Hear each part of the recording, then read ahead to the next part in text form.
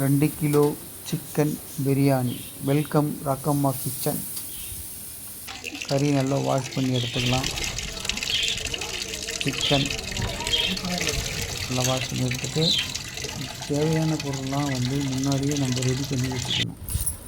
வெங்காயம் 800 கிராம் நல்லா நீட்டு வாக்கில் கட் பண்ணிக்கலாம்.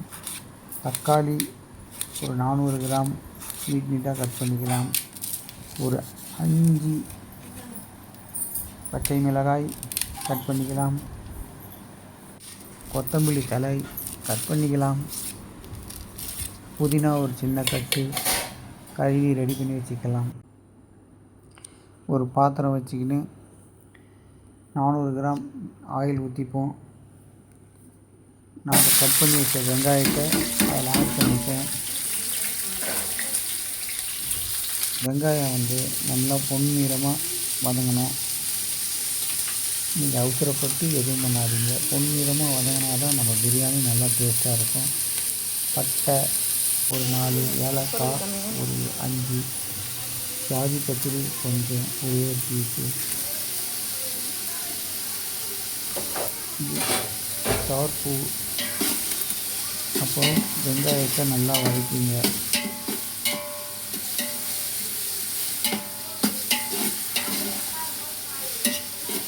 இது போல் பொன்னிறமாக வெங்காயம் வதங்கால் தான் உங்களுக்கு பிரியாணியில் கலரும் வரும், டேஸ்ட்டும் வரும்.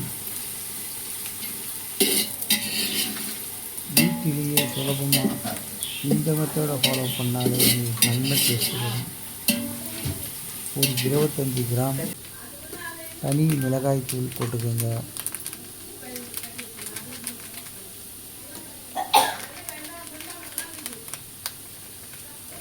வெங்காயம் வதங்கின உடனே மிளகாய் தூளை போட்டால் உங்களுக்கு சாதத்தோட கலர் நன்றாக வரும், பார்க்கறதுக்கும் நல்லா இருக்கும். இஞ்சி பூண்டு பேஸ்ட் அடுத்ததாக போட்டுக்கோங்க. 100 கிராம் இஞ்சி, 100 கிராம் பூண்டு சரிசமமாக அரைச்சி வச்ச இஞ்சி பூண்டு பேஸ்ட். அந்த பச்சை வாசனை போகிற வரைக்கும் நல்லா வதக்கணும் இஞ்சி பூண்டு பேஸ்ட்டை.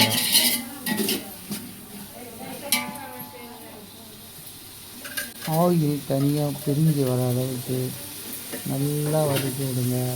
நீங்கள் வதக்கத்தான் உங்களுக்கு பிரியாணியில் உள்ள வாசனையோ இல்லை டேஸ்ட்டோ எல்லாமே கிடைக்கும். நீங்கள் அப்படியே போட்டால் அந்த அரோமா வாசனை, ஹீட்டியான வாசனைலாம் இருக்காது.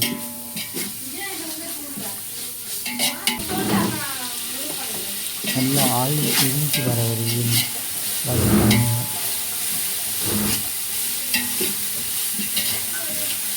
ஆயில் பிரிஞ்சு வந்த உடனே நீங்கள் புதினா கொத்தமல்லியும் சேர்த்துக்கோங்க. இதுவும் நல்லா வதங்கணும். வதங்கி அந்த இஞ்சி பூண்டு பேஸ்ட்டு வெங்காயத்தோடு நல்லா மிக்ஸ் ஆகணும். அது ஆகினா தான் அந்த புதினாவும் அந்த கொத்தமல்லியும் சேர்ந்து வர அரோமா வாசனையே நல்ல மணமாக இருக்கும்.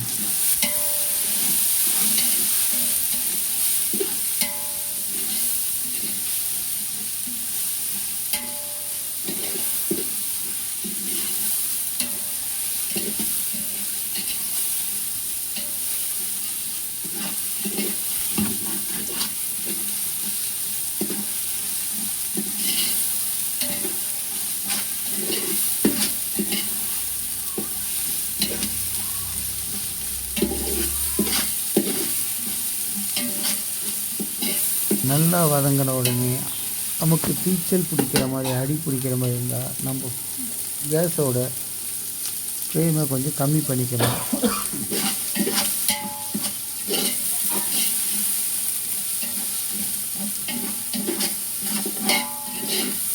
அப்புறம் தயிர் சேர்த்துக்கோங்க. 200 ml தயிர்.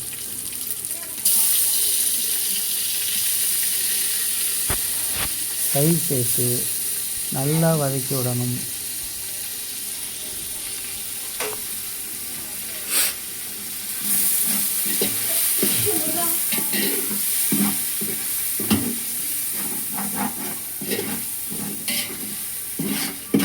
நல்லா வதங்கின உடனே தக்காளியை சேர்த்துக்குங்க. அந்த எண்ணெய் பிரிஞ்சு வரணும்.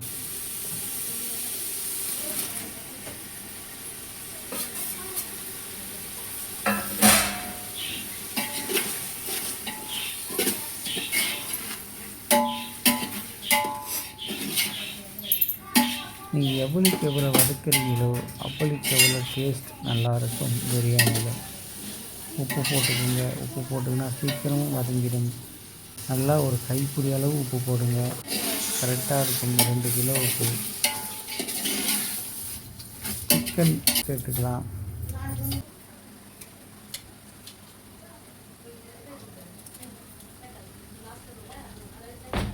சிக்கன் சேர்த்து ஒரு பெரட்டிட்டு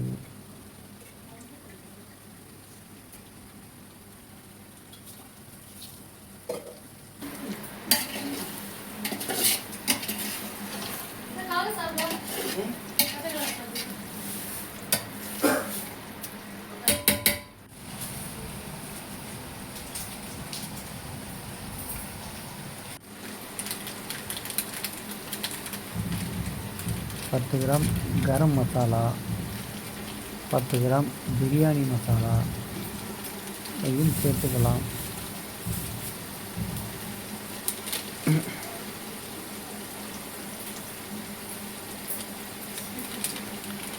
நீங்கள் இந்த டைமில் நீங்கள் கரம் மசாலாவும் பிரியாணி மசாலாவும் சேர்த்தா தான் அந்த பிரியாணிக்கு உண்டான டேஸ்ட்டே உங்களுக்கு வரும்.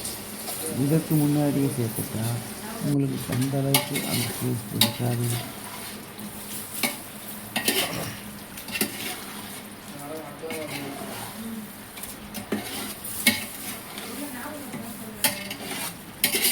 நல்லா சேர்த்து கொஞ்சம் இது பண்ணணும். நம்ம தண்ணியை அளவு தண்ணி ஊற்றிக்கலாம். நீங்கள் எந்த பாத்திரத்தில் அரிசியை ஊற வைக்கிறதுக்கு எடுக்கிறீங்களோ அதே எந்த அளவு பாத்திரத்தில் எடுக்கிறீங்களோ அதே பாத்திரத்தில் 2 அளவு எடுக்கணும். 1 கிளாஸ் அரிசி எடுத்தால் 2 டம்ளர் தண்ணி ஊற்றணும். 1 படி அரிசி எடுத்தால் 2 டம்ளர், அதாவது 2 படி தண்ணி ஊற்றணும். நல்லா தண்ணி கொதி வந்த உடனே ஆயிலில் மேலே தனியாக பிரிஞ்சு வரும். அந்த டைமில் உப்பு காரம் இதெல்லாம் சரி பார்த்துட்டு நீங்கள் அரிசியை போடணும்.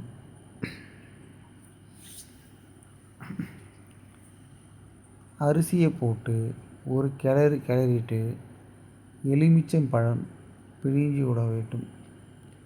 ஒரு எலுமிச்சம்பழத்தை பிழிஞ்சு விட்டால் போதும்.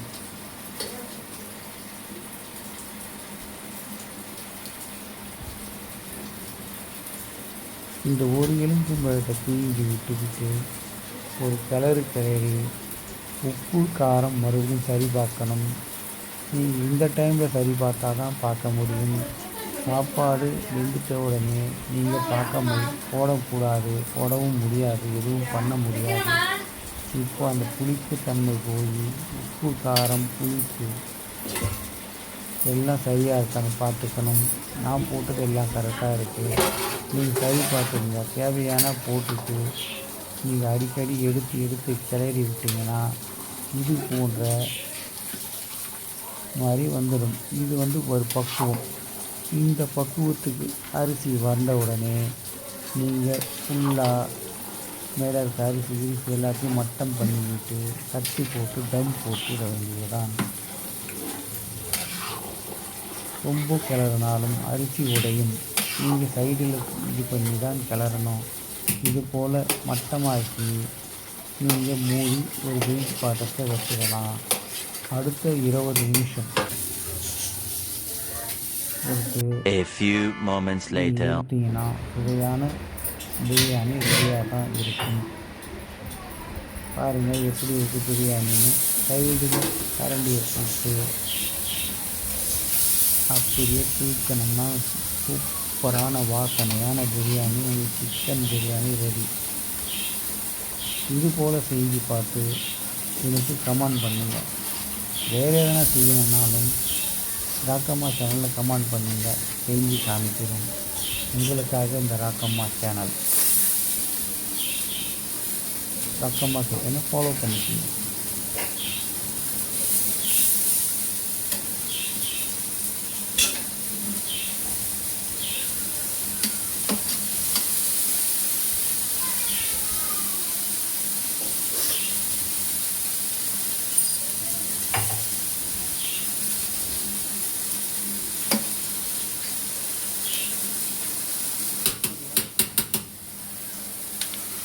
ரக்கம்மா சேனலை சப்ஸ்கிரைப் பண்ணுங்க.